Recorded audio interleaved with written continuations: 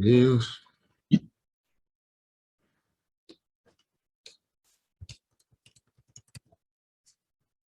Y vamos a poner, bueno, continuamos analizando el funcionamiento del mercado de capitales.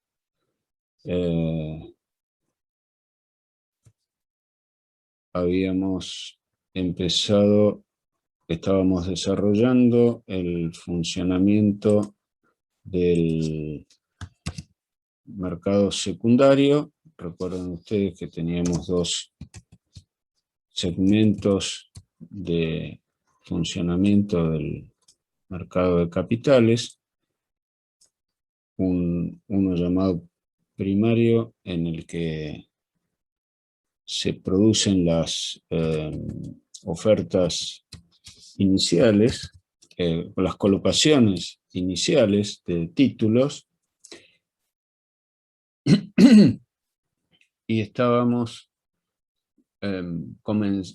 analizando los operadores que actúan en el mercado secundario. Habíamos visto el papel de los mercados, y que en los mercados actuaban agentes especialmente autorizados a tal efecto, y estábamos tratando de distinguir los distintos operadores. Habíamos visto los agentes de liquidación y compensación, y dijimos que fundamentalmente se distinguían de los otros agentes más que por las facultades, que si uno leía la enunciación de esas facultades resultaban muy parecidas unas y otras. Esas diferencias se apreciaban mejor si veíamos lo que no podían hacer. Entonces, las llamadas ALIC, que son las que tienen una mayor amplitud operativa, son las, no pueden realizar actividades de administración discrecional de carteras de clientes. Dijimos que esta posibilidad de que el intermediario elija qué comprar y qué vender en un mercado de valores no está dentro de las facultades de estos agentes. Esto vamos a ver que se produce en el ámbito de la inversión colectiva. Ahora vamos a ver qué es eso.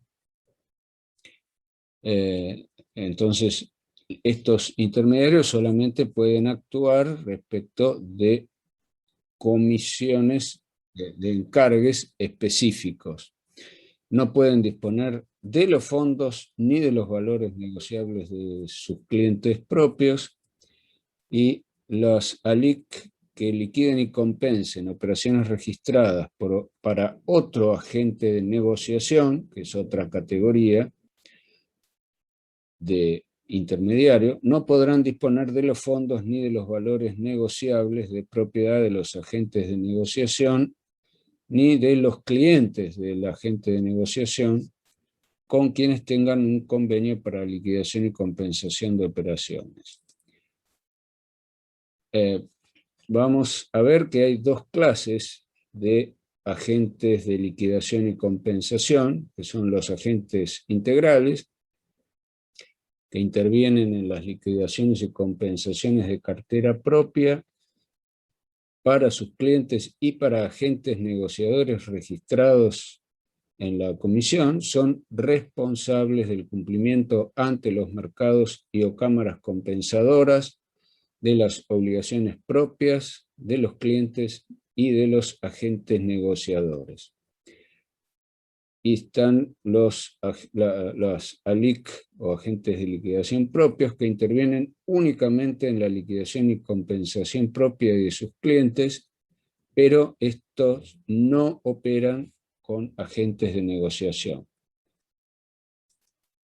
Bueno, luego vimos los agentes de negociación que tienen facultades similares a las de los agentes de liquidación y compensación, pero vamos a detenernos ahora en lo que no pueden hacer. No pueden recibir cobros de clientes ni efectuar pagos a estos. No pueden recibir, entregar o transferir valores negociables, no pueden efectuar custodia de valores negociables, ya fuera de la cartera propia del propio agente de negociación o de sus clientes, no pueden custodiar fondos de sus clientes, no pueden liquidar fondos ni valores negociables, tanto sean de clientes como de cartera propia en forma directa con el mercado o la cámara compensadora en su caso, y tampoco pueden ser depositantes en agentes de depósito colectivo registrados ante la comisión, ni realizar actividades de administración discrecional de carteras de clientes. O sea que todo lo que no pueden hacer, lo deben hacer a través de un agente de liquidación y compensación. Entonces, para recibir fondos, efectuar pagos o transferir títulos, deben celebrar contratos con un agente de liquidación y compensación integral, o sea, una ALIC integral para que realice esas operaciones. O sea que entre los agentes de negociación y los agentes de liquidación y compensación tiene que haber una complementación operativa. Estos pueden actuar a través de ALICs. Luego tenemos la categoría de agente asesor global de inversiones. Las funciones de estos agentes, agente asesor global de inversiones, es el asesoramiento respecto de inversiones en el mercado de capitales, pueden gestionar órdenes de operaciones y o administración de carteras de inversión, pero también contando con mandato expreso, y esto lo pueden hacer a nombre y en interés de sus clientes. El agente asesor global de inversiones, para poder realizar operaciones en los mercados, para canalizar esas órdenes giradas por sus clientes, deben hacerlo a través de un agente de negociación o de un agente de liquidación y compensación, o a través de sociedades gerentes de fondos de inversión y o por medio de intermediarios y o entidades radicadas en el exterior, siempre que se encuentren regulados por organismos de control de países incluidos en el listado de países que adopten normas de transparencia fiscal y constituyen una asistencia importante para inversores minoristas, para pequeños inversores.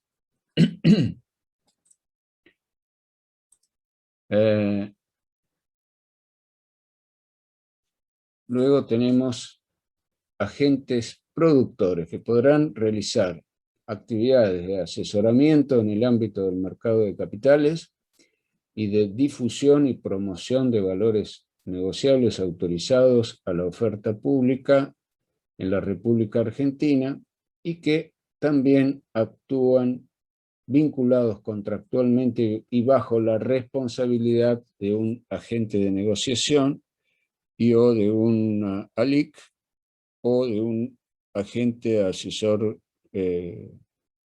global de inversiones. Y no, nuevamente estos agentes productores tienen restricciones, no pueden constituir domicilio en el mismo domicilio del agente de negociación o la ALIC con la que haya suscrito un contrato operativo, o sea que deben, esto es un indicio de la no independencia, que tuvieran el mismo domicilio, por lo tanto se les prohíbe. No pueden desarrollar sus actividades en el mismo domicilio que el agente de negociación o la LIC, con los que hubiera suscrito convenios. No puede utilizar la denominación agente de negociación ni la denominación ALIC como propia. No puede recibir fondos y valores negociables de clientes en nombre de clientes. No puede custodiar fondos o valores negociables de clientes en nombre de clientes. No puede actuar como representante de un agente de negociación o una ALIC. No puede delegar en terceros total o parcialmente la ejecución de los servicios que constituyan el objeto del contrato suscrito con el agente de negociación o la ALIC para actuar como agente productor. No puede utilizar contraseñas o firmas electrónicas del cliente y no puede gestionar órdenes ni administrar carteras de clientes. Luego tenemos los agentes de corretajes de valores negociables que ponen en relación a dos partes a través de la divulgación de ofertas de precios y volúmenes referidos a valores negociables u otros instrumentos habilitados por la Comisión Nacional de Valores en un ámbito electrónico o híbrido u otro tipo de medios de comunicación autorizados para la conclusión de negocios sobre tales títulos y no pueden estar ligadas a ninguna de las partes que vinculan por relaciones de colaboración, subordinación o representación. Luego tenemos ya, hasta acá, son los agentes, los que hemos visto, que canalizan operaciones de compra y de venta. Ahora vamos a ver otros agentes que intervienen en tareas complementarias a la compra-venta de los títulos valores. Los agentes, recordemos, que intervienen en la comercialización de títulos valores, actúan actúan siempre recibiendo instrucciones de clientes, que son los que van a terminar siendo los titulares de los derechos sobre los activos que se transaron, los valores negociables que se transaron. Ahora, en lo que se refiere a la operatoria que rodea esa operación de compraventa, que permiten, recuerden ustedes que tiene que haber en esas compraventas se intercambian dinero por títulos. Entonces, en esas tareas complementarias tenemos agentes de depósito colectivo que prestan servicio de custodia, liquidación y pago de acreencias de los valores negociables depositados y en custodia, mediante contratos de depósito colectivo de valores negociables. Esta función está definida en el artículo 30 de la Ley 2643, según el texto de la 27440, y un ejemplo de agente de depósito colectivo es la Caja de Valores Sociedad Anónima, que es subsidiaria de Bancos y Mercados Argentinos. El concepto de depósito colectivo de valores negociables, según el texto del artículo 30, dice así: es un contrato celebrado entre un agente depositario central de valores negociables y un depositante, según el cual la recepción de los valores negociables por parte de aquel solo genera obligación de entregar al depositante o a quien éste indique en los plazos y condiciones fijados en el presente régimen o en su reglamentación, igual cantidad de valores de la misma especie, clase y emisor. Esto significa que no estamos frente a un depósito regular en el que el depositario debe restituir la misma cosa recibida en su individualidad, sino que el depositario cumple su obligación de restitución de la cosa depositada, entregando otros de la misma especie, clase y emisor. O sea, esta función, este tipo de operaciones respecto de valores negociables, se refiere a valores cartulares. Por eso estamos hablando de depósitos, porque son derechos que tienen un sustrato físico, un documento en papel. Después vamos a ver las otras funciones, perdón, vamos a ver las otras formas de documentar la titularidad de los derechos cuando los valores negociables no tienen un soporte papel. Bueno, el artículo 30 de la ley 2643 define qué es depositante. La persona jurídica autorizada para efectuar depósitos colectivos a su orden por cuenta propia o ajena y que incluye las personas mencionadas en el artículo 32 de la ley 2643 y aquellas otras autorizadas por la reglamentación de la Comisión Nacional de Valores. O sea que recordemos, que creo que esto ya lo habíamos dicho, que los depositantes son los agentes que actúan en la comercialización, en la compraventa, no los titulares definitivos, aquellos que le dieron aquellos que le encargaron la compra o la venta a un agente, sino que el depositante es el agente que abre una cuenta a su nombre, pero a orden, por cada agente que opera, en la caja, el depositario de los valores abre una subcuenta para cada comitente de los agentes, o sea, para cada titular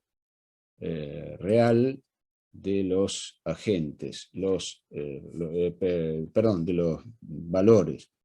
El depositante actúa en nombre ajeno, salvo respecto de los títulos propios de su cartera.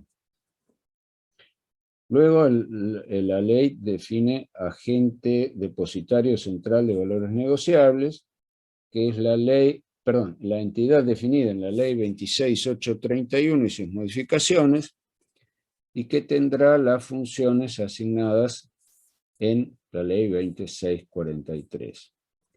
Y por último, con relación a la operatoria de depósito colectivo, se define la noción de comitente, que es el propietario de valores negociables depositados en un agente depositario central de valores. En cuanto a la naturaleza del depósito colectivo, tenemos que se trata de una copropiedad indivisa sobre la totalidad de aquellos valores negociables de la misma especie, clase y emisor, depositados en el agente depositario central de valores bajo este régimen. Mientras los valores están depositados en el agente depositario, por ejemplo la caja de valores, ese conjunto de títulos se considera que están bajo una copropiedad indivisa. Dado que cada transacción implica el depósito de un título, el cual en el momento del depósito está individualizado, pero la obligación de restitución no es respecto de ese mismo papel, sino la obligación es de restituir un papel de la misma especie, clase y emisor. No se puede sostener que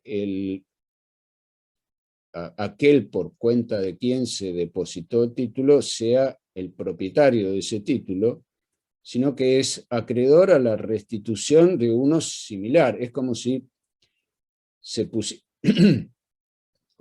pusieran los valores adentro de una bolsa, los papeles adentro de una bolsa, y luego se saca uno cualquiera. Es decir, suponiendo que la bolsa contiene títulos de la misma clase, especie y emisor, luego adentro se mezclan y se saca uno cualquiera. Entonces, dado que no hay una relación individual hacia esa cosa por parte de nadie en particular, sino que el derecho es a obtener la restitución de un género, no de una especie, durante ese espacio de tiempo en el que el conjunto de títulos de la misma especie, clase y emisor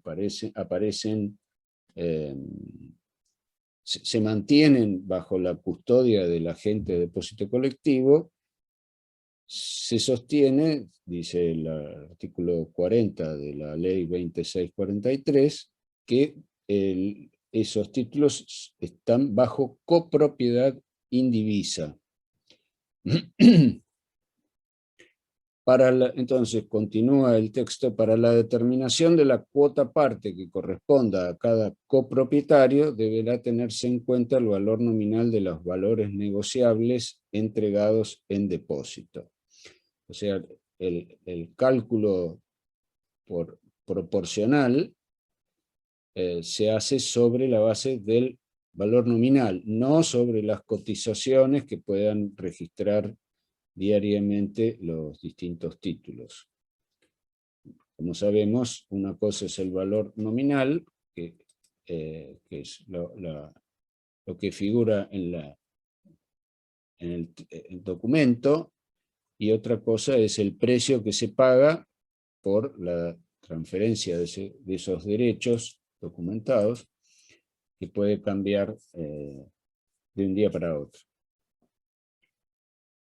Y por último, sobre la naturaleza del depósito colectivo, el texto legal dice que el estado de indivisión respecto a la propiedad de los valores negociables en el depósito colectivo solo cesará en los casos especialmente contemplados en esta ley, la 2643.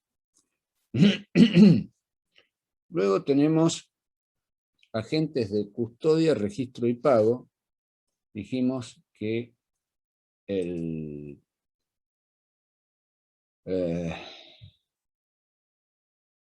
régimen de emisión o la forma de emisión de títulos valores supone la posibilidad de emitirlos en algunos casos en forma documentada con un soporte papel, y en otros el valor negociable no se documenta en un título en papel, sino que se lleva una anotación, y para eso tenemos otra función, que es la de agente de custodia, registro y pago, que son las entidades registradas en la Comisión Nacional de Valores para prestar el servicio de registración en un sistema electrónico de representación de valores negociables mediante anotaciones en cuenta Entonces, estas anotaciones ya no son referidas a los depósitos de papeles físicos, sino son anotaciones referidas a la titularidad de los derechos de los valores negociables emitidos, o sea, ya sea de acciones. Esto se compagina con lo que van a estudiar ustedes o ya estarán viendo respecto de la forma en que se pueden documentar las acciones de las sociedades anónimas. Pueden ser cartulares o escriturales. Las escriturales son estas que no se documentan en papeles, sino que la titularidad de las acciones emitidas se lleva en un registro, y ese registro puede ser electrónico, puede ser la propia sociedad que lo lleve, o puede ser un tercero. Bueno, en el caso de los terceros, acá tenemos para aquellas sociedades que están autorizadas para operar en oferta pública, la registración de las titularidades de estas acciones se puede llevar a través de un agente de esta clase autorizado por la Comisión Nacional de Valores. Y estos agentes también pueden prestar los servicios de custodia y transferencia de valores negociables y pagos de dichos valores.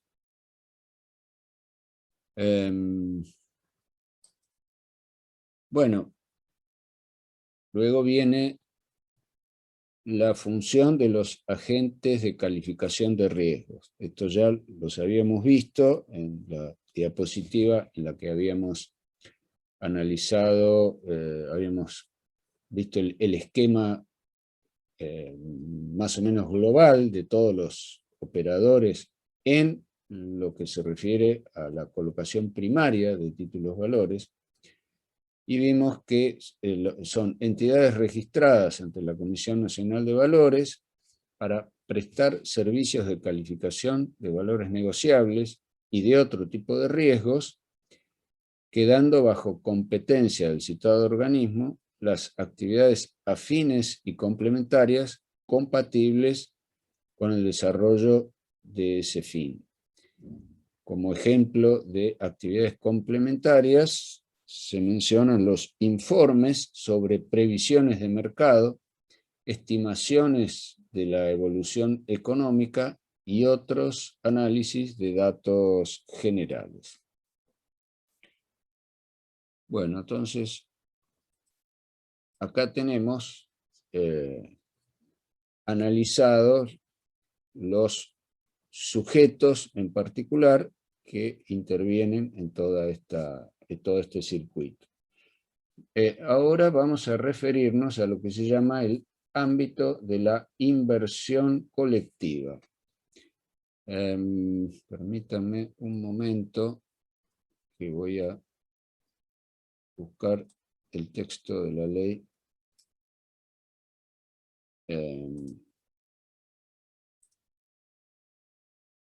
Que no lo tenía preparado. Espérenme un minuto.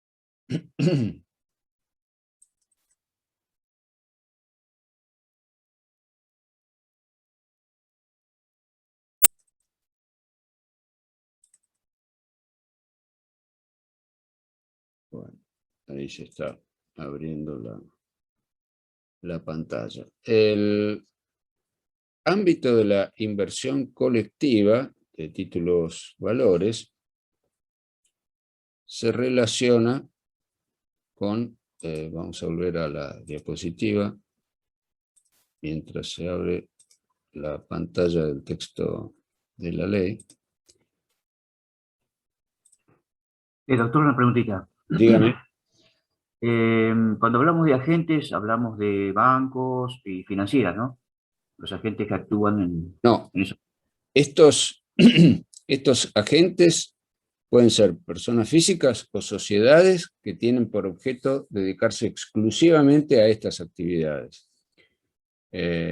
Los bancos, la operatoria de los bancos en este ámbito es o bien en lo referido a, a la actuación, por ejemplo, en lo que se conoce como el mercado abierto electrónico, eh, para lo cual se tienen que inscribir los bancos en la Comisión Nacional de Valores para actuar como agentes. Ahora, para actuar ante un mercado como en la negociación secundaria de un mercado como bolsas y mercados argentinos, por ejemplo, todos estos sujetos que hemos visto, agente de liquidación y compensación, o sea, las ALIC, los agentes de negociación, los agentes, los promotores, los agentes, agente global y asesor global de inversiones, todos ellos son sujetos que no pueden ser bancos, sino son sujetos que, o sociedades que se constituyan con ese objeto específico. ¿Queda clara esta idea? Eh, sí, lo que pasa que también estuvo hablando de los que cobran, por ejemplo. eh, o sea que teóricamente ellos cobran y, es decir, yo voy, compro las acciones o compro títulos, o Sí. también me estaba pensando, si yo tengo que pagar en dólares y no puedo comprar dólares, tengo que comprar títulos en dólares. ¿Y eso dónde los depositan? ¿Lo depositan ellos o lo deposito yo en el banco? Porque si no Eh, pueden, son bancos. la cuestión es la siguiente. Es cierto que el pago del precio por los títulos se canaliza por un ámbito aparte, pero tenemos que distinguir, si estamos hablando del pago del precio por una suscripción directa entre el inversor y la sociedad emisora, o sea, si estamos hablando de una suscripción en el ámbito del mercado primario, ahí intervienen como agente de cobro un banco en el mercado primario. Cuando se Ah, trata de la canalización de fondos por operaciones celebradas en mercados, vimos el esquema, volvamos para atrás. No, eh, recordemos este esquema. La compra-venta en el mercado secundario referido a operaciones entre inversores. Un inversor tenía un papel de la empresa tal y decide venderlo. Bueno, acá tenemos el movimiento financiero de esa operación, el dinero que se paga por esa operación, que es un contrato celebrado entre dos agentes, se canaliza a través de un sistema bancario. Bolsas y Mercados Argentinos trabaja con el Banco de Valores, por ejemplo. Ahora, ese otro caso que usted mencionó, de usted no, quiere hacer una operación de comprar y vender títulos para títulos que están emitidos en dólares como forma de hacerse de dólares billetes, que es una operación actualmente está permitida. O sea que si bien el acceso al mercado de cambios por parte de particulares está sumamente restringido, lo que popularmente se llama el cepo cambiario. Habida cuenta de esa posibilidad, no se pueden, salvo un cupo de $200 que tienen los particulares, y que no es de ese cupo se deben descontar toda una serie de operaciones que restringen ese cupo, por lo cual la manera sustitutiva de acceder a la compra de dólares billetes a través de operaciones legales, no a través del mercado informal, conocido popularmente como el blue, las personas pueden obtener dólares a través de compra-venta de títulos cuyo valor, por ejemplo, una obligación negociable emitida en dólares. Se pueden comprar y vender esos títulos a través de, por ejemplo, una ALIC. Y esos dólares uno los puede, la ALIC, o bien los retiene en su cartera de activos, para lo cual los depositará en el banco con el que la ALIC opera, pero ahí hay una relación de crédito. El que compró y vendió esos títulos y se hizo de dólares billetes, tiene la opción de o bien dejarlo en la ALIC, o bien pedirle a la ALIC que se los transfiera a una caja de ahorro en dólares en un banco, y ahí sí lo puede sacar por caja o por un cajero automático, y ahí se hace de los billetes. ¿Queda claro? Sí, como estamos hablando de mercado, digamos, regulado por el Estado, esas compras en dólares es al dólar oficial, ¿no? O sea, yo no puedo comprar No, ni Blue no, ni el no, otro. no. Tienen una cotización independiente. Esas operaciones, el dólar que se obtiene a través de esas operaciones tiene una cotización independiente. En este momento es más o menos parecida a la del llamado dólar blue, Ajá. porque son operaciones libres, están fuera del alcance de la regulación del mercado oficial de cambios, que en este momento, dado los impuestos que se han aplicado sobre esas operaciones directas en el mercado de cambios, la cotización, lo que se llama el dólar turista, originalmente ese mercado quedó reducido a la compra de dólares para las personas que quieren viajar al exterior. Y dentro de ese paquete de medidas impulsadas por el gobierno, tendientes a restringir ese tipo de operaciones, se les impuso toda una serie de impuestos que hace que hoy por hoy esa cotización es la más cara del mercado. Y eso es lo que se llama el dólar turista en la jerga de las operaciones. Sí. Un poquito complicado, pero bueno. No, estaba pensando porque el problema va a estar, digo yo, en si viene alguien a consultar, o tiene algún problema con las transferencias, por ahí me pides si hago este tipo de trabajos de derecho, que compre el dólar más caro o más barato, depende de digo, cómo le conviene a las personas para pagar o para obtener depósitos, ¿no?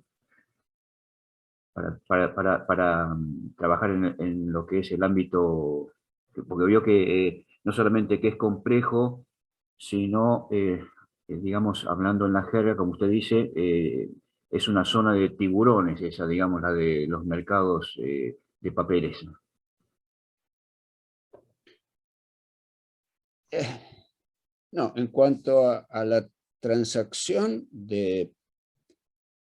sobre títulos valores, únicos que pueden operar ahí son agentes, no hay un mercado paralelo. Sí se da respecto del dólar billete. El dólar billete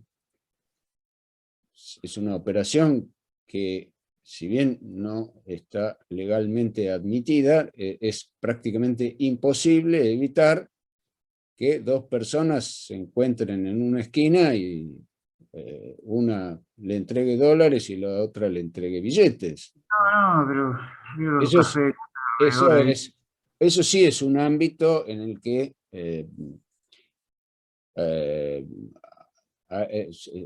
se da fuera de toda posible regulación, más allá de que eso está prohibido y que cada tanto se llevan a cabo operaciones policiales, pero la mayor parte del tiempo eso sucede sin...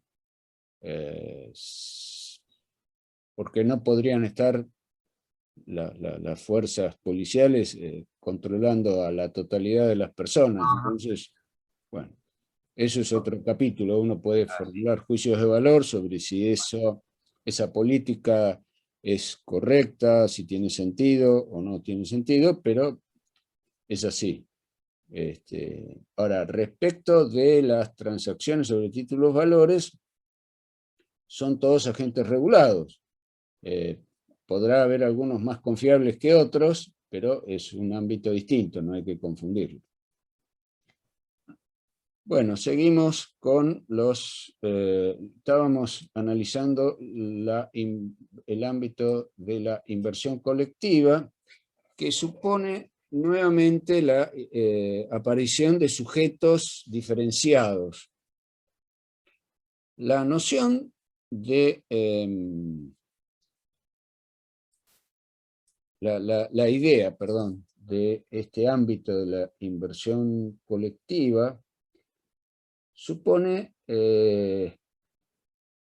canalizar las intenciones de sujetos, generalmente inversores pequeños, que carecen de la información necesaria para evaluar la conveniencia o inconveniencia de invertir en distintos tipos de inversiones. Dijimos que una de las funciones de la Comisión Nacional de Valores era velar por la transparencia en la información respecto de los riesgos que corren los inversores. En el ámbito financiero, en el ámbito de la ley 20.526, tenemos al Banco Central que lo que procura es velar por la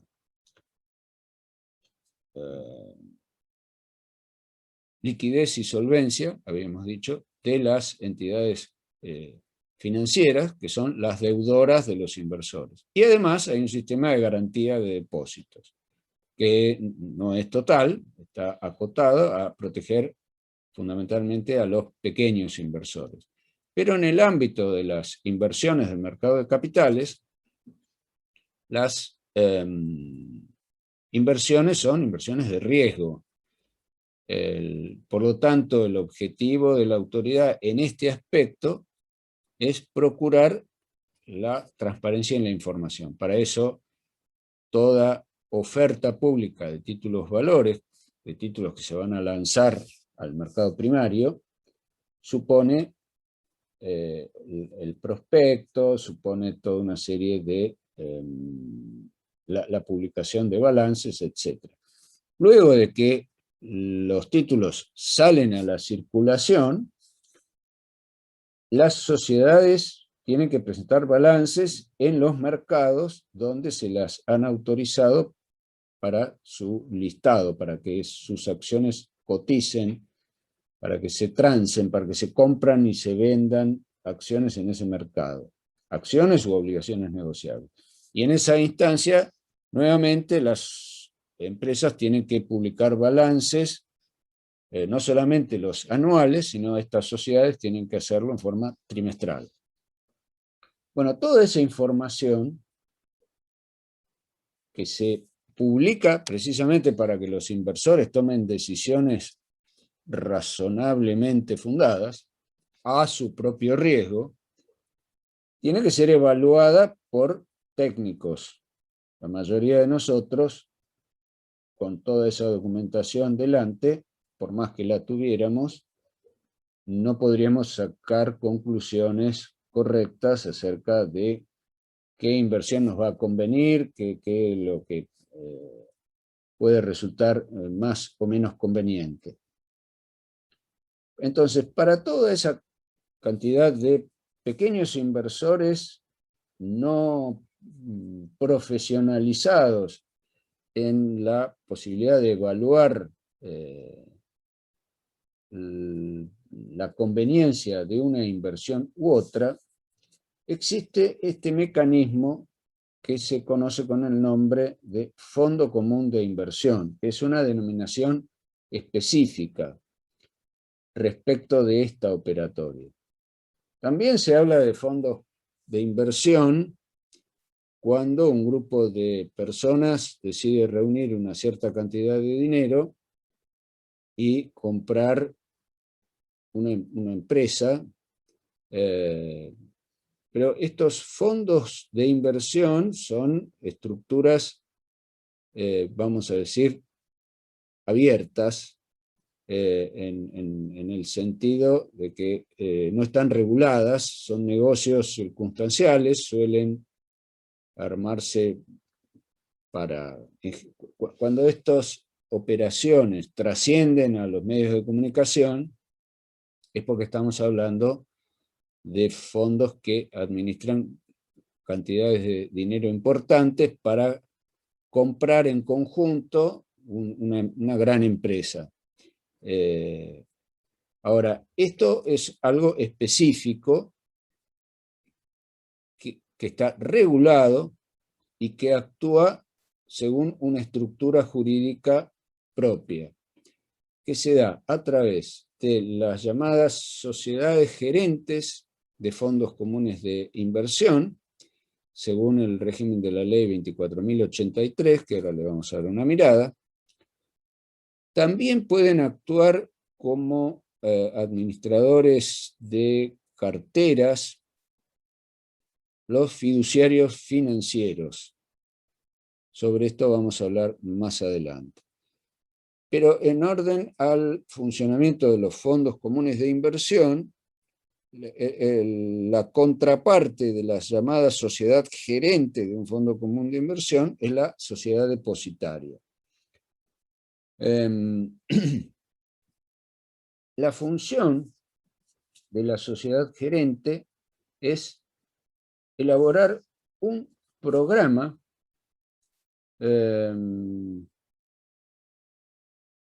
respecto del tipo de inversiones al que se va a dirigir, de manera tal que el inversor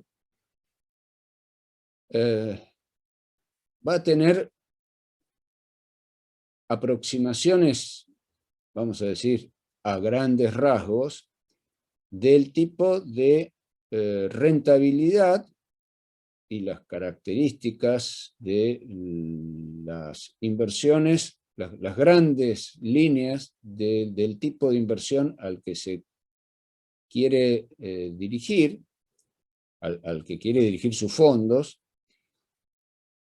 Entonces, las sociedades gerentes formulan programas de inversiones que por lo general se diferencian entre sí, por ejemplo, a través de definiciones tales como si se van a recibir inversiones en pesos o en dólares, si los fondos de ese fondo, si los dineros de ese fondo común de inversión se van a canalizar a operaciones de renta cierta, como por ejemplo obligaciones negociables o títulos emitidos por el Estado, títulos públicos, de empréstitos, donde el Estado se compromete, recibe fondos para financiar su actividad, se endeuda, para financiar su actividad, sus gastos, y como contrapartida paga una tasa de interés. Esas son operaciones de renta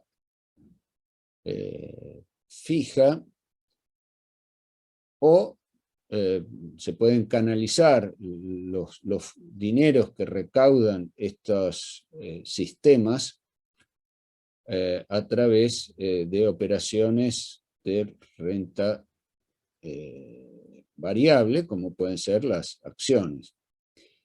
Bueno, el sistema se complementa entonces entre la sociedad gerente, que es la que decide qué títulos se van a comprar, y la sociedad depositaria, que es la que recibe los fondos y, según las órdenes de compra o de venta que realiza la sociedad gerente, detenta la tenencia de los activos que resultan adquiridos con el dinero de los inversores. Vamos a darle una mirada a la ley 24083. Acá la tenemos.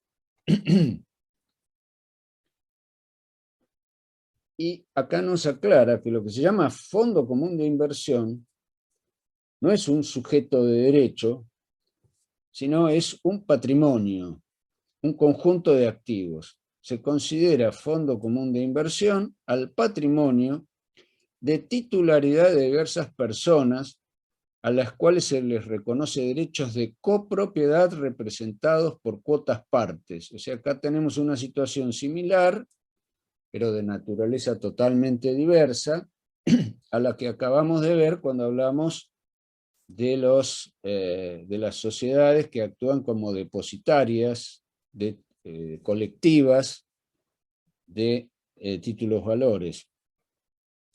Las sociedades depositarias actúan simplemente a los fines de detentar y actuar como custodia física de esos documentos, que se compran y se venden constantemente, y no es práctico que estén pasando de mano de comprador a vendedor, sino que los títulos quedan físicamente custodiados por esta sociedad y lleva la cuenta de quién es el titular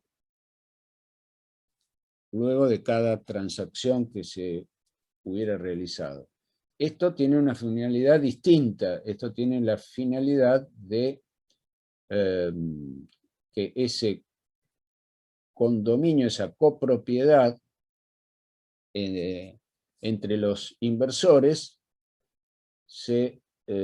tiene como propósito obtener una rentabilidad, y el fondo común, la sociedad gerente, va a estar tratando de maximizar la titularidad la rentabilidad dentro del perfil de inversión del plan de ese fondo. Si es un fondo agresivo, en el sentido de que va a realizar inversiones riesgosas, o es un fondo para inversiones más conservadoras. Bien, entonces es un patrimonio, el Fondo Común de Inversión, sobre el que se le reconocen derechos de copropiedad representados por cuotas partes, las que podrán emitirse de manera cartular o escritural, las cuotas partes. Estos fondos no constituyen sociedades y carecen de personería jurídica. O sea, los titulares de estos derechos son los inversores. Y hay dos clases: fondos comunes de inversión abiertos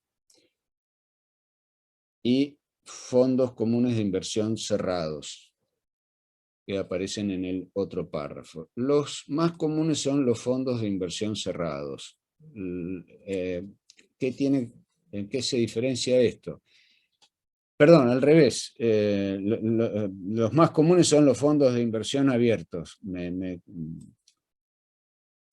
Abierto significa que el conjunto de activos que forma el patrimonio puede variar constantemente al cabo de cada día. Los inversores pueden entrar y salir de estas inversiones todas las veces que quieran, con lo cual el patrimonio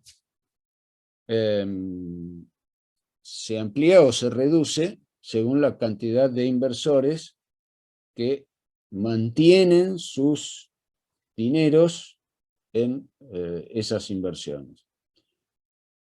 Al cabo, el día 1, aparece un inversor que suscribe a través, normalmente puede hacerlo a través de un banco, pues como cliente de un banco, los bancos actúan en este mercado, o a través de una ALIC, por ejemplo, pueden suscribir fondos de inversión. Ese día depositan una cantidad de dinero en un banco que luego se canaliza a la compra de activos en este fondo común de inversión. Los fondos van a parar a la sociedad depositaria del fondo y la sociedad gerente determina qué activos comprar. Mientras tanto, es titular de una cuota parte. El día que decide salir, los fondos tienen plazos de liquidación, según el tipo de operatoria, el tipo de activos a los que se canalizó el dinero, tienen plazos de liquidación. Entonces, al día de la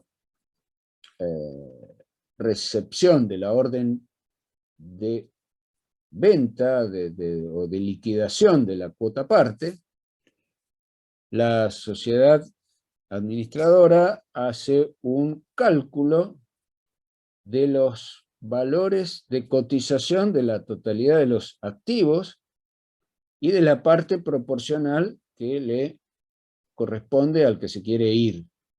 Entonces, para entregarle dinero en efectivo, van a tener que vender algunas de esas compras de activos, y a las 24, 48, 72 horas se le acredita el dinero en efectivo al inversor. Por eso son fondos comunes de inversión abiertos, porque todos esos activos que están enumerados, acá aparecen con estos numeritos 1,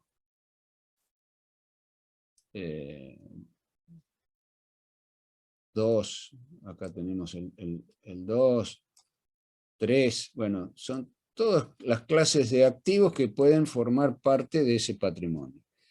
En estos fondos abiertos, las personas entran y salen todos los días. En los fondos de inversión cerrados, también integran su patrimonio con activos de distinta naturaleza, pero la entrada y la salida funciona según plazos, no en cualquier momento.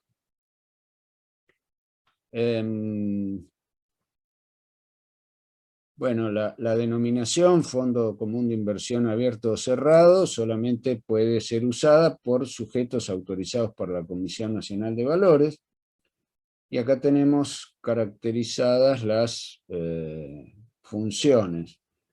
La dirección y administración de los fondos comunes de inversión estará a cargo de una sociedad anónima habilitada para esta gestión, que actuará con la denominación de sociedad gerente, o por una entidad financiera autorizada para actuar como administradora de cartera de valores negociables por la ley 21.526.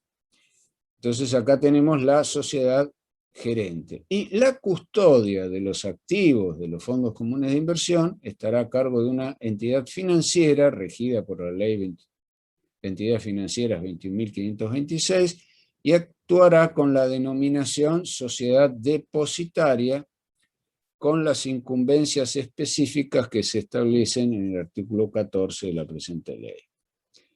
La sociedad gerente de los fondos comunes de inversión deberá ejercer la representación colectiva de los copropietarios indivisos, administrar de manera profesional los fondos con la diligencia de un buen hombre de negocios en el interés colectivo de los cuotapartistas y priorizando en todos los casos dicho interés.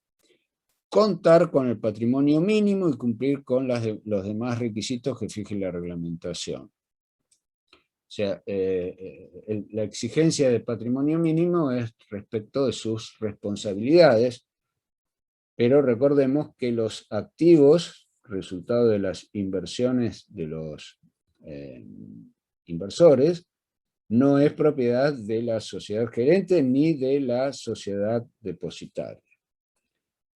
Bueno, no vamos a leer todo el régimen legal, lo dejo para que ustedes ya tienen el dato del texto legal y continuamos con el análisis a través de las... Bueno, como resumen, aquí tenemos que el fondo común de los productos propios de este mecanismo el sistema de inversión colectiva son los fondos comunes de inversión, que es, dijimos, el patrimonio de titularidad de diversas personas a las cuales se reconocen derechos de copropiedad representados por cuotapartes que podrán emitirse de manera cartular o escritural, y los fideicomisos financieros, que son conjuntos de activos transferidos a un fiduciario para cumplir con un mandato a la finalización del cual será transferido al beneficiario, en el cual el fiduciario es una entidad financiera o una sociedad autorizada por la Comisión Nacional de Valores. La característica del fideicomiso es que en el fideicomiso se transmite la propiedad de ciertos activos que quedan en un dominio fiduciario, o sea que un fideicomiso funciona como un patrimonio de afectación, porque los activos transferidos al fideicomiso no se confunden con los activos del sujeto fiduciario. O sea, un fideicomiso es una relación jurídica entre un sujeto que es titular de ciertos activos y se los transfiere en propiedad fiduciaria, no en propiedad plena, al un segundo sujeto que se llama fiduciario, que detenta esa propiedad con una restricción. La restricción es cumplir con ese encargue, que puede ser de propósito muy amplio, pueden ser muchos las posibilidades de motivos por los cuales se constituyen este tipo de encargues, y esos activos quedan dentro, bajo su disponibilidad jurídica, la del fiduciario, que luego de cumplido ese encargue o mandato, lo va a transferir a un beneficiario al final del cumplimiento del plazo o de la condición, lo va a transferir a un beneficiario que puede ser el mismo fiduciante o puede ser un tercero.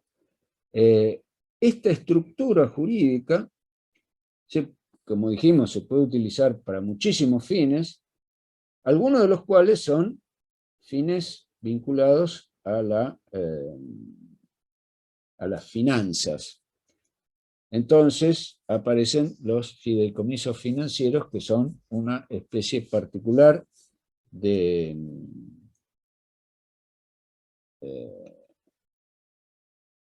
fiduciario, que es o bien una entidad financiera o una sociedad autorizada por la Comisión Nacional de Valores, y estos fiduciarios los vamos a ver actuar en otros tipos de operaciones.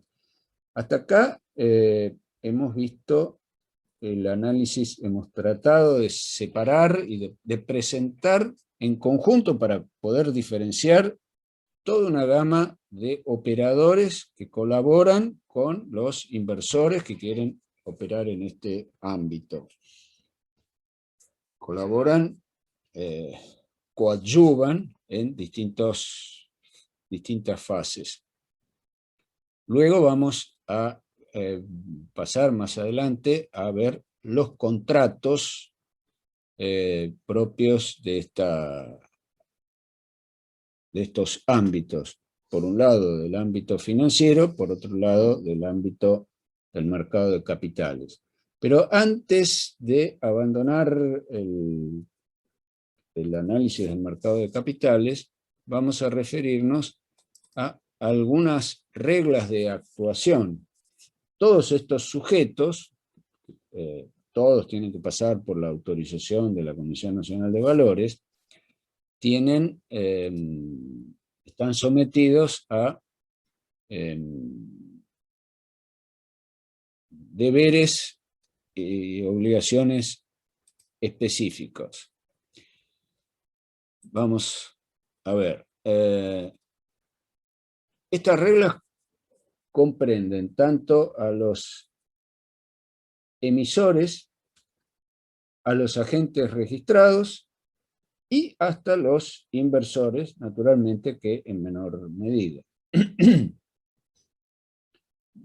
Y tenemos fundamentalmente que los deberes son informar hechos relevantes, tienen un deber de reserva, están sometidos a auditoría de las sociedades emisoras, están sometidas a la auditoría de sus estados contables y tienen que efectuar publicidad diaria de las operaciones a través de los mercados. Vamos a darle una mirada a estas 4 funciones que tenemos a partir del artículo 99 de la ley 26.831.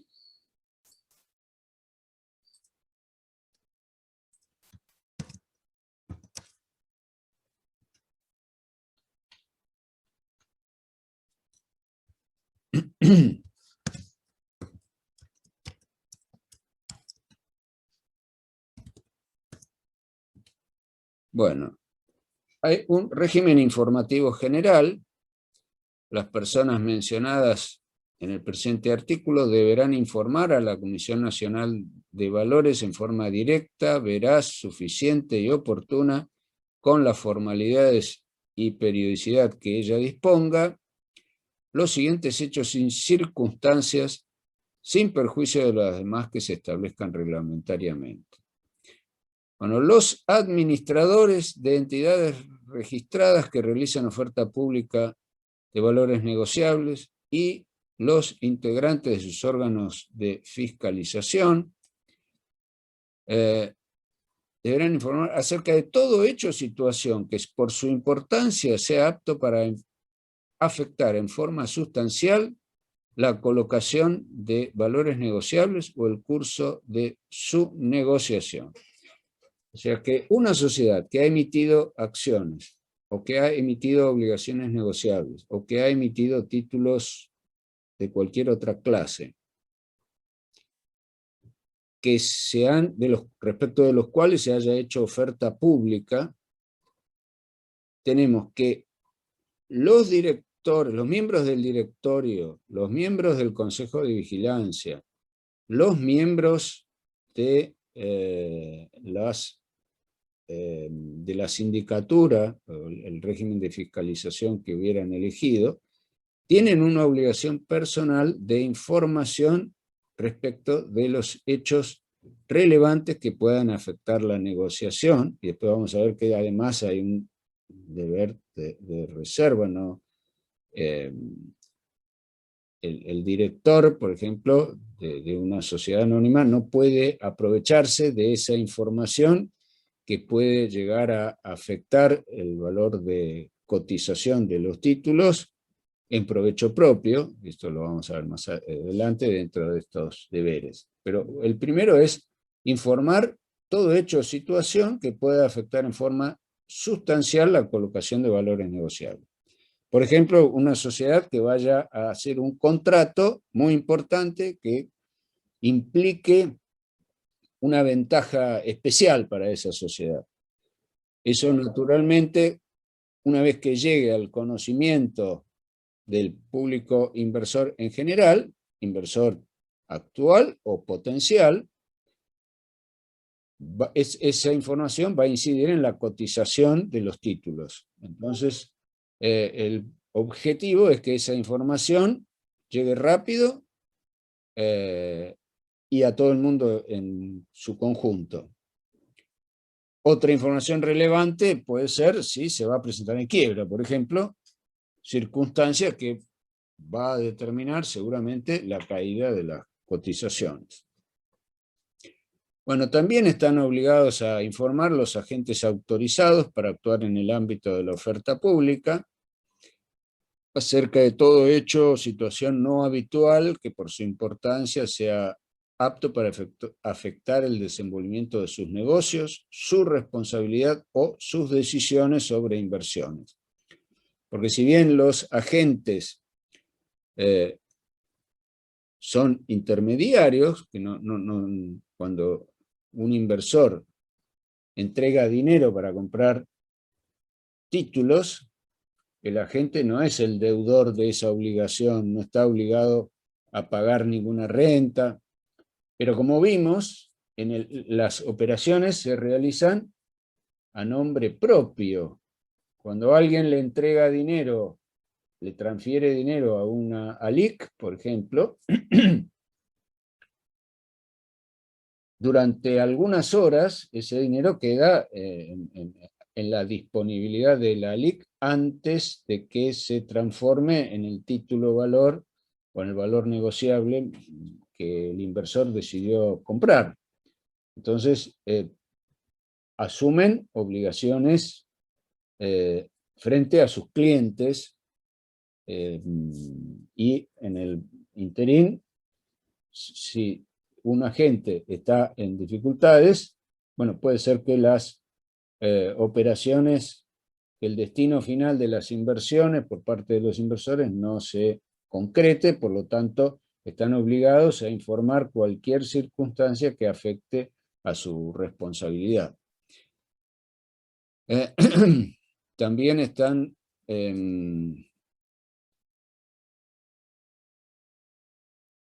bueno, perdón, cuando hablé de los administradores, el que menciona el inciso A no son los emisores, sino son las entidades registradas. O sea, son bancos o cualquier tipo de agente.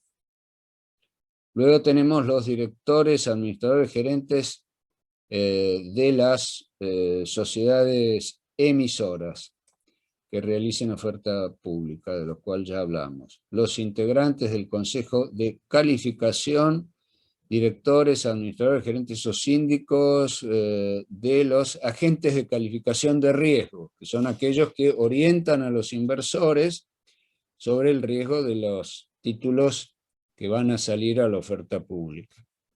Los directores y funcionarios de la Comisión Nacional de Valores.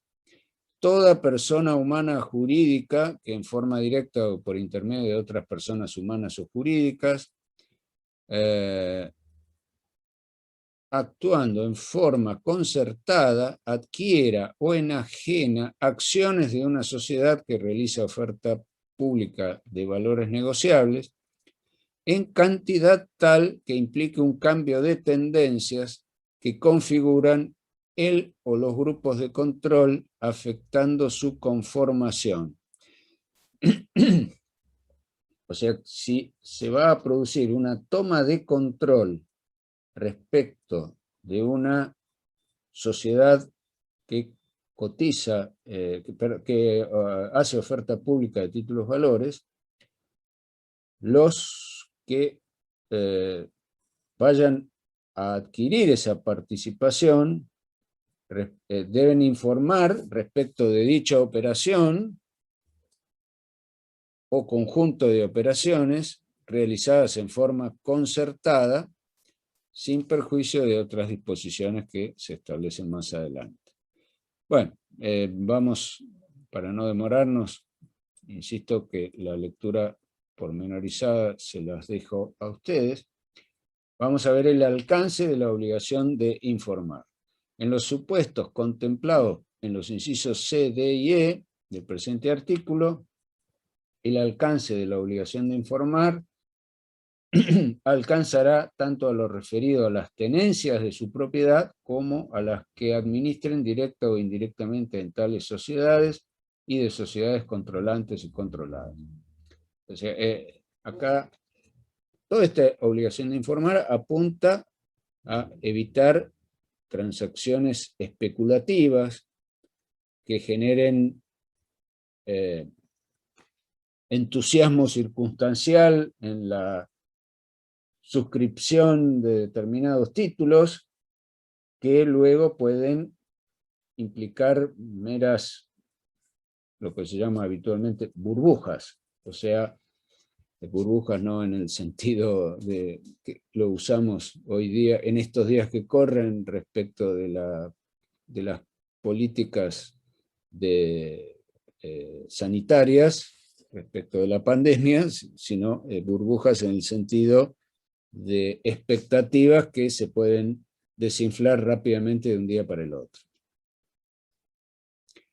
Bueno, dentro de esta obligación de informar tenemos lo que se refiere a los mercados. Los sujetos mencionados en los incisos tales del artículo anterior deberán dirigir comunicaciones simultáneas, similares en formas simultáneas a aquellos mercados en los cuales se encuentren habilitados los agentes autorizados o tales valores negociables. O sea que además de informar a la Comisión Nacional de Valores, hay que informar a los mercados, los cuales deberán publicar de inmediato las comunicaciones recibidas. Lo deberán comunicar en sus boletines de información. Bueno, la otra obligación es la de reserva. La Comisión Nacional de Valores establecerá las condiciones que a pedido de parte o por resolución fundada y por un periodo determinado se podrá suspender la obligación de informar al público sobre ciertos hechos y antecedentes incluidos en los incisos tales del artículo 99. Deber de reserva. Los directores, administradores, gerentes, síndicos, miembros del Consejo de Vigilancia, accionistas controlantes y profesionales intervinientes de cualquier entidad autorizada a la oferta pública de valores negociables o persona que haga oferta pública o adquisición o canje de valores respecto de una entidad autorizada a la oferta pública según la categoría que corresponda, y en general cualquier persona que en razón de su cargo o actividad tenga información acerca de un hecho aún no divulgado públicamente y que por su importancia sea apto para afectar la colocación o el curso de la negociación que realice con valores negociables, con oferta pública autorizada, deberán guardar estricta reserva y abstenerse de negociar hasta tanto dicha información tenga carácter público. Porque el director de una sociedad que va a dar a conocer ese contrato que puede llevar a un aumento de la cotización, debe abstenerse de comprar las acciones de la sociedad que administra. Esto en la jerga de los negocios angloamericanos, esto se llama el insider trading, o sea, el que negocia información conocida desde adentro. Esto está prohibido, esto lo vemos en las películas que se refieren a operaciones en los mercados de valores, los agentes o los accionistas que operan con esta información privilegiada para hacer negocios en beneficio propio terminan en la cárcel, porque estos son delitos, además de infracciones al régimen de la negociabilidad de estos documentos, esto implica responsabilidad penal. Bueno, hay un deber de colaboración y las sociedades, los estados contables de las sociedades que hacen oferta pública de sus valores, que cierren a partir de la fecha que la Comisión Nacional de Valores determine, solo podrán ser auditados por contadores que hayan presentado previamente una declaración jurada informando las sanciones de las que hubieran sido pasibles, sean de índole penal, administrativa o profesional, excepto aquellas de orden profesional que hayan sido calificadas como privadas por el Consejo Profesional actuante. Bueno, ante todo recordemos que es una auditoría. La función de auditar estados contables, recordemos que tiene que ver con el dictamen que celebra, que otorga un contador independiente respecto de la razonabilidad de la información que obra en los estados contables. Este control que hace el auditor es un control de tipo selectivo. No se trata de que el auditor reelabore el balance, sino que es una tarea selectiva que se hace por muestreos a los fines de captar las grandes líneas de la gestión de una empresa. Y este dictamen que emite un contador tiene que ser un contador independiente, distinto del contador interno que elabora la información contable por cuenta del administrador de una empresa. Bueno, ahora, cuando se trata de sociedades que hacen oferta pública de títulos valores, el auditor tiene que ser un contador que previamente tiene que cumplir ciertos requisitos de calidad, vamos a decir así, frente a la Comisión Nacional de Valores. El auditor es designado, dice el artículo 105, por la Asamblea Ordinaria de Accionistas en ocasión de aprobación de los estados contables. Lo designará para desempeñar las funciones de auditoría externa correspondientes al nuevo ejercicio y tendrán que ser contadores públicos matriculados independientes según los criterios que establezca la Comisión Nacional de Valores. De hecho, los estudios de auditores más prestigiosos, el hecho de que una sociedad sea auditada por el estudio de contadores tal o cual, le agrega prestigio o credibilidad en función de los antecedentes de rigurosidad con que opera ese estudio de contadores. O sea, en las empresas grandes, la función de auditoría es una función que difícilmente puede ser realizada a título individual por personas humanas. Se requieren equipos, equipos de personas. De modo que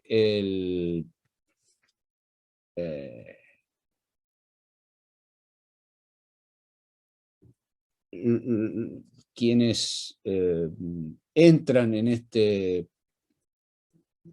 esta actividad conforman grupos, sociedades que adquieren prestigio con el correr del tiempo. Y tan es así de importante que los estudios de contabilidad dedicados a la auditoría trascienden las fronteras nacionales.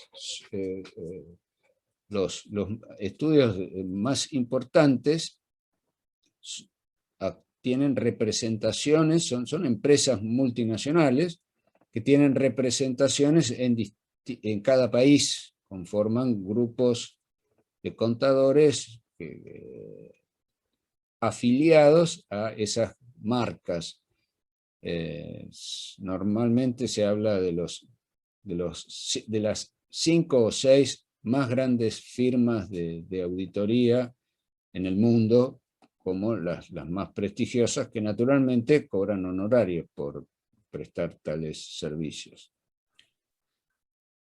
Bueno, dentro de las reglas de operación en el mercado de valores tenemos las referidas a la publicidad. Los mercados deberán difundir al público en general en forma diaria el registro de cada una de las operaciones, indicando el tipo de operación, la identidad del valor negociable y la cuantía, el precio, la hora, minuto y segundo del registro de la operación.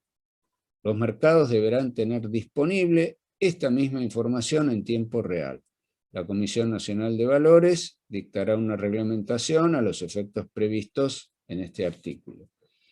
Con relación a la publicidad engañosa, dice el artículo 112 que la propaganda y difusión que por cualquier medio hagan las sociedades emisoras, mercados, agentes y cualquier otra persona o entidad que participe en una emisión, colocación y negociación de valores negociables, no podrá contener declaraciones, alusiones, nombres, expresiones o descripciones que puedan inducir a error, equívoco o confusión al público sobre la naturaleza, precio, rentabilidad, rescate, liquidez, garantía o cualquier otra garantía de valores, perdón,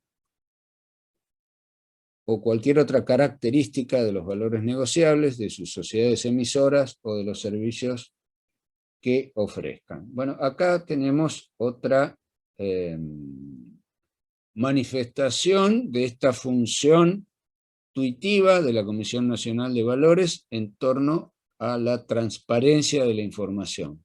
La transparencia de la información no solamente puede abarcar la puesta en circulación de títulos valores, cuando se autoriza una emisión de títulos valores, no solamente acompaña la información que deben brindar las sociedades emisoras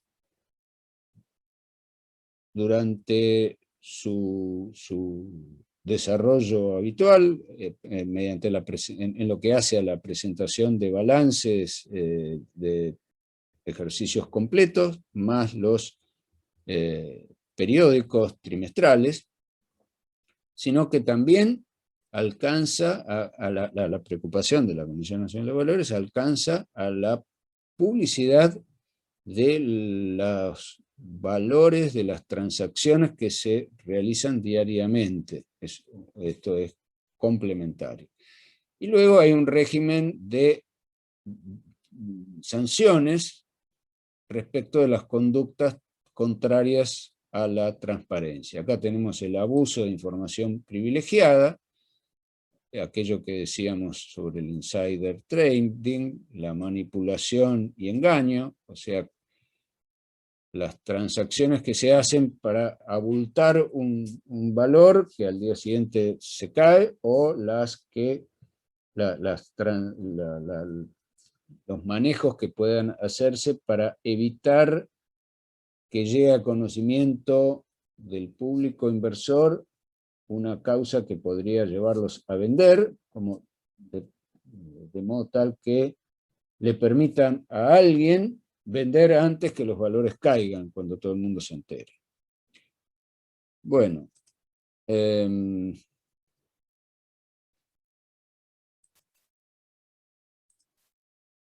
No sé si hasta acá venimos con alguna duda.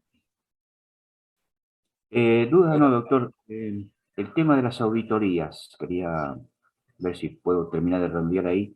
Eh, ¿Cualquier socio de una sociedad puede pedir una auditoría? O sea, yo creo que por ahí me están estafando, digamos, con los balances y demás, y voy y pido una auditoría. No, la auditoría es un procedimiento periódico al que está obligado la sociedad,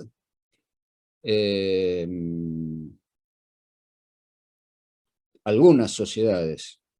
Las sociedades cerradas no, pero las sociedades que están comprendidas en el artículo 299 de la ley de sociedades, eso lo van a ver, las que están sometidas a un control estatal permanente, las sociedades que cotizan en bolsa, toda sociedad que quiera obtener financiación en el sistema bancario tiene que hacer auditar sus balances. O sea, los bancos no pueden canalizar solicitudes de financiación por parte de sujetos que estén obligados a llevar contabilidad y que por lo tanto publiquen sus estados contables, si estos no vienen respaldados por el dictamen de un contador independiente. Esas son las auditorías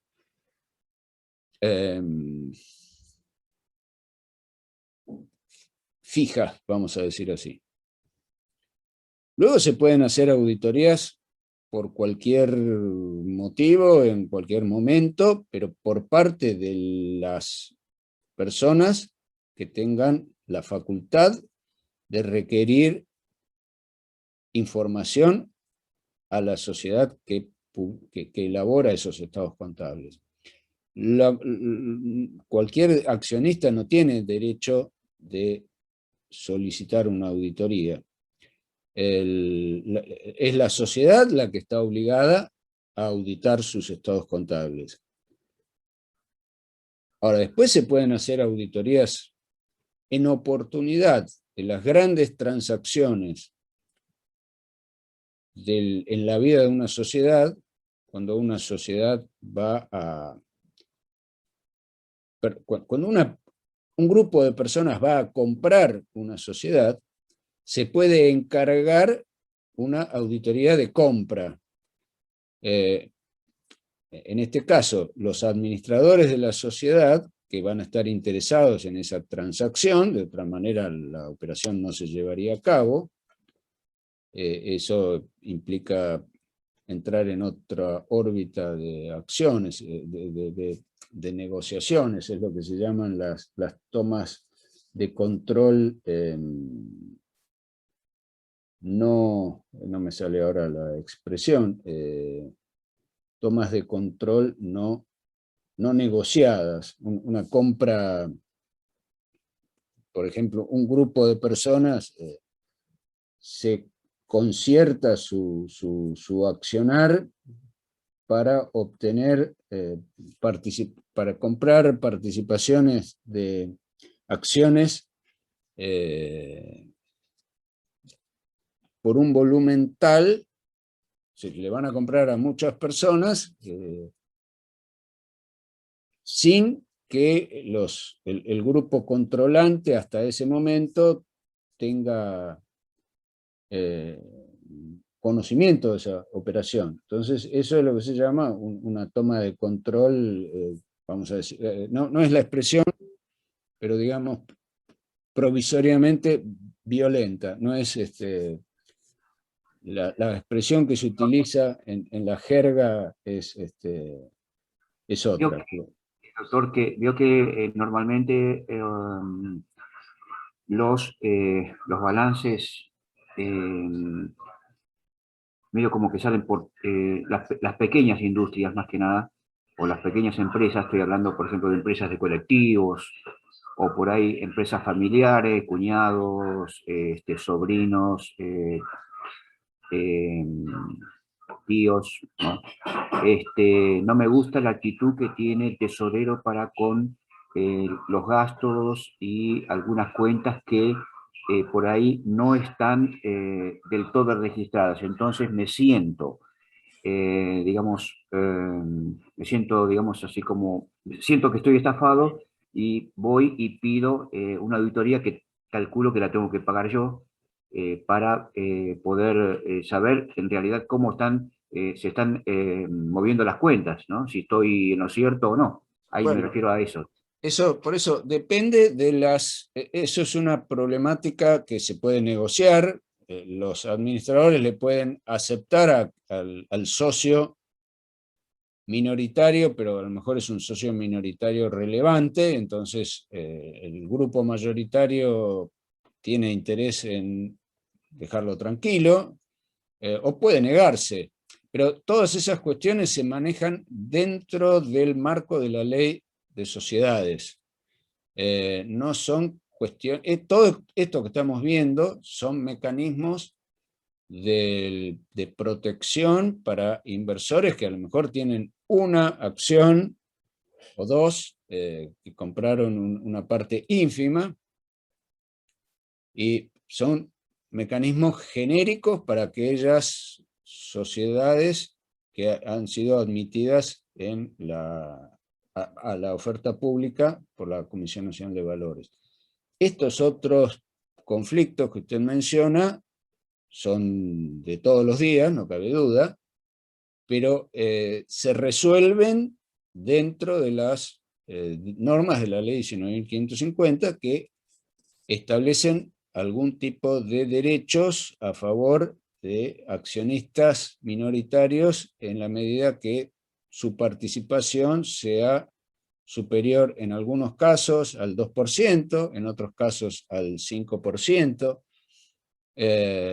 Y ahí hay mecanismos internos de la ley, puede recurrir a los órganos de control, a la sindicatura o al Consejo de Vigilancia, o si no los tuviera, en ese caso sí tiene derecho de solicitar medidas de control. Pero en última instancia sí, una auditoría fuera de la auditoría que habitualmente, que obligatoriamente tuviera que realizar esa sociedad, si estuviera comprendido en alguno de los supuestos que mencionamos, va a tener que ser a cargo del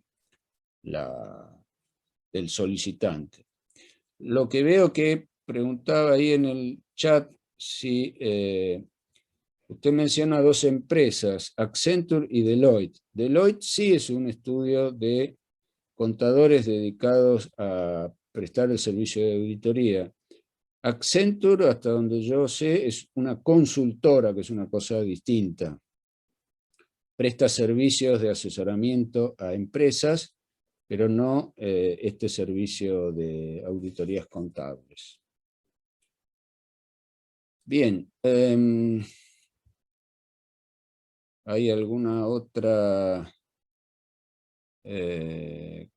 cuestión que quieran aclarar?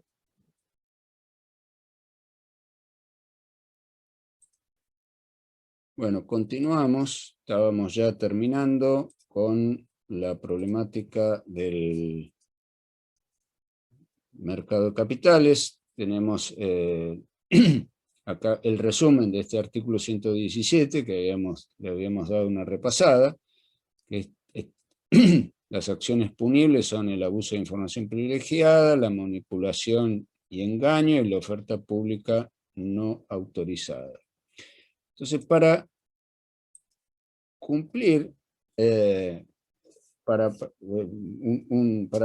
dar un resumen de la financiación vista desde la empresa, cuando empezamos, recordemos, cuando empezamos a hablar de la circulación del crédito en una economía, habíamos visto un esquemita donde teníamos dibujitos de fábricas que representaban empresas, dibujitos de casitas que representaban a las familias, a los particulares, y hablábamos de unidades económicas superavitarias y unidades económicas deficitarias, que generaban toda una corriente de circulación del crédito, una corriente muy compleja, que vimos que se canalizaba a través del mercado financiero y a través del mercado de capitales, y que ahí intervenían dos grandes puntas, las unidades económicas deficitarias y las superavitarias. Ahora, como corolario de esta revisión, antes de entrar en la problemática de los contratos que viabilizan la circulación del crédito, podemos dar una mirada de conjunto desde la perspectiva de la empresa, que es la demandante, la empresa como demandante de los recursos que son necesarios para su funcionamiento. Entonces vamos a ver un modelo de balance general de la empresa desde esta perspectiva global de cómo se financia. Y luego vamos a ver otro gráfico que se refiere a los flujos de efectivo entre la empresa y los mercados financieros y cómo se refleja eso en el balance. Entonces tenemos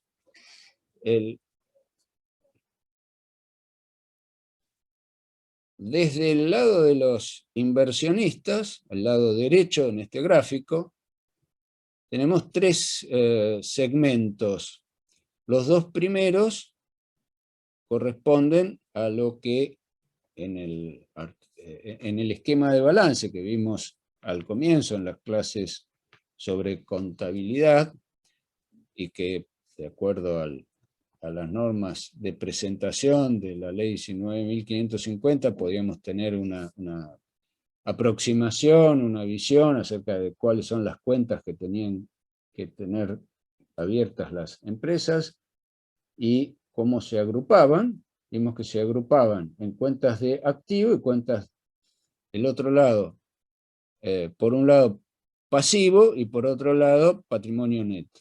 Bueno, en este esquema del lado derecho, donde dice valor total de la empresa, de los inversionistas, tenemos los dos primeros rectángulos, tenemos pasivos circulantes y deuda a largo plazo. Esto nos indica que la empresa obtiene financiación en el día a día con los créditos, con las ventas a plazo que le pueda ofrecer el proveedor. Luego puede tomar deudas a largo plazo, probablemente alguna operación bancaria. Si es a largo plazo, puede ser probablemente un préstamo sindicado, o sea, un préstamo coordinado entre varios bancos. Y por otro lado tenemos otro segmento, un tercer segmento que habla del capital contable de los accionistas. Acá está reflejado en una cuenta una de las fuentes de financiación de las empresas, que es el aporte de capital que hacen los dueños a la empresa. Y esos fondos tienen como correlato reflejarse en el activo a través de activos circulantes, que son aquellos, el dinero que entra a la caja diariamente, los cobros que se hacen en dinero en efectivo respecto de las ventas, y activos fijos, que son los activos tangibles, que son los bienes de uso, y los intangibles, que son los derechos intelectuales, las marcas, las patentes, etc. Ahora vamos a focalizarnos en el flujo de fondos que tenemos aquí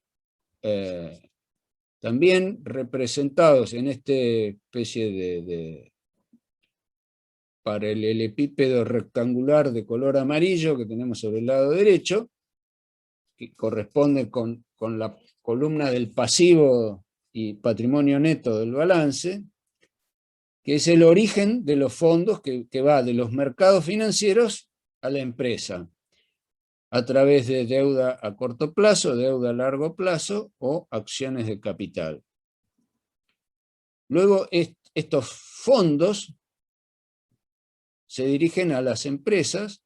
Acá tenemos esta flecha verde de arriba de todo, donde aparecen el texto instrumentos emitidos por la empresa. Este es el flujo A, que va a parar a este rectángulo gris que no se diferencia demasiado por el fondo de la diapositiva, que son las inversiones de la empresa en activos circulantes y activos fijos.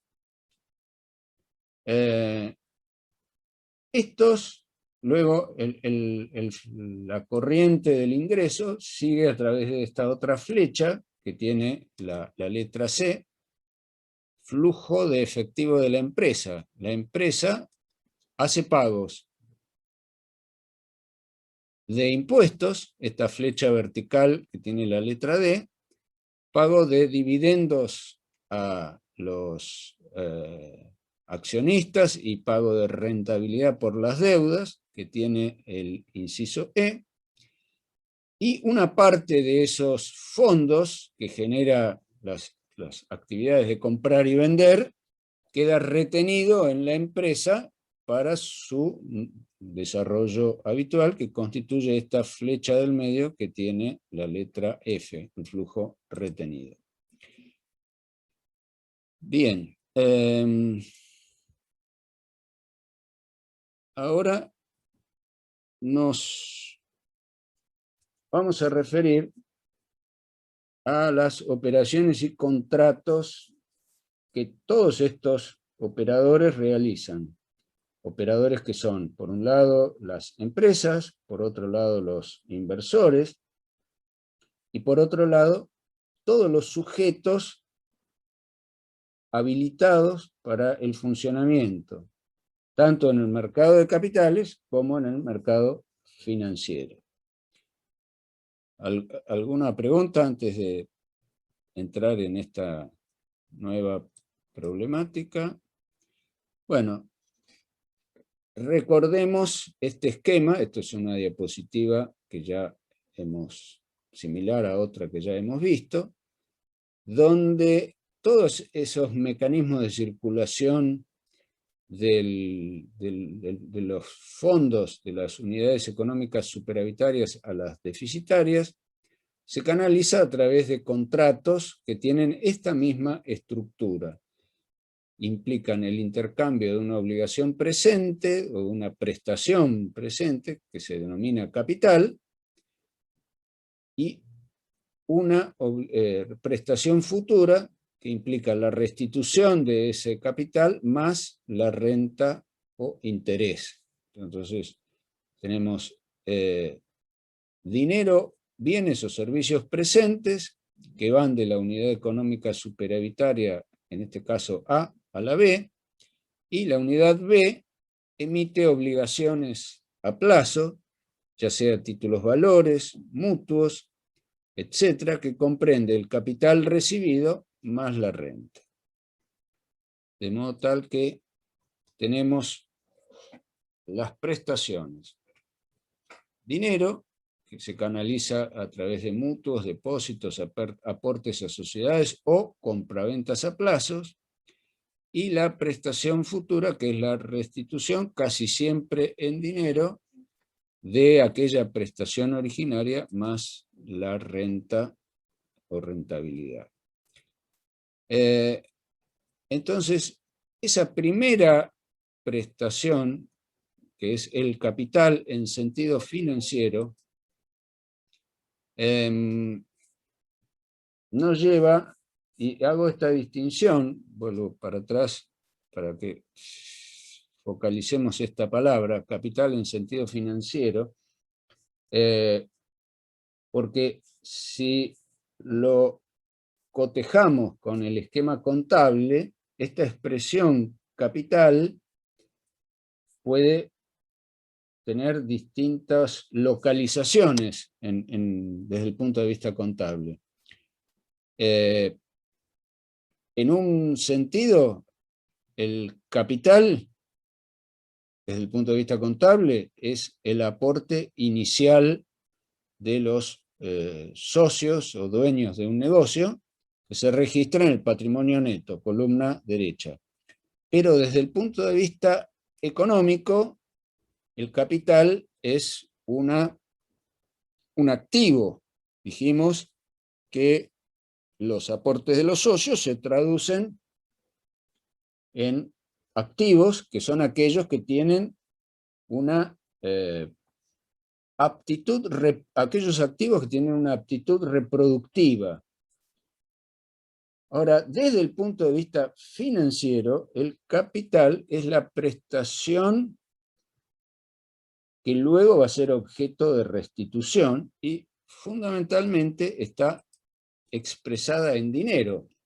Y esto nos lleva a precisar qué es el dinero. Porque el dinero no siempre existió en la vida de las comunidades humanas. Las primeras transacciones se realizaban a través del trueque, pero cuando determinados bienes empiezan a tener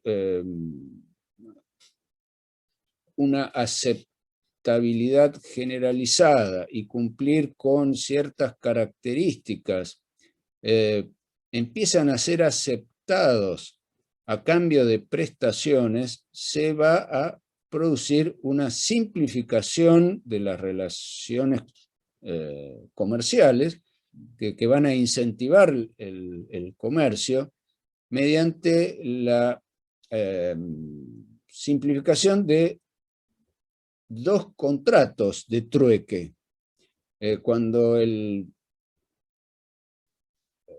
productor, el fabricante de zapatos, le lleva al proveedor de alimentos zapatos todos los días y el proveedor de alimentos le dice, no, yo zapatos ya tengo bastante, no necesito zapatos, bueno, ahí se frena esa posibilidad. El zapatero va a tener que buscar otra persona que tenga esa necesidad y que le dé algo de su producción a cambio para poder ir a cambiárselo al que le vende los alimentos. Entonces la aparición del dinero es un elemento que dinamiza el comercio. Bueno, ya estamos muy cerca de la hora, así que vamos a suspender acá. Continuaremos la clase que viene a partir de este punto, y si hay alguna pregunta, con mucho gusto trataré. Profe, le quería pedir si después puede enviar el PowerPoint de esta clase. Sí, vamos a... Les voy a hacer llegar muchas veces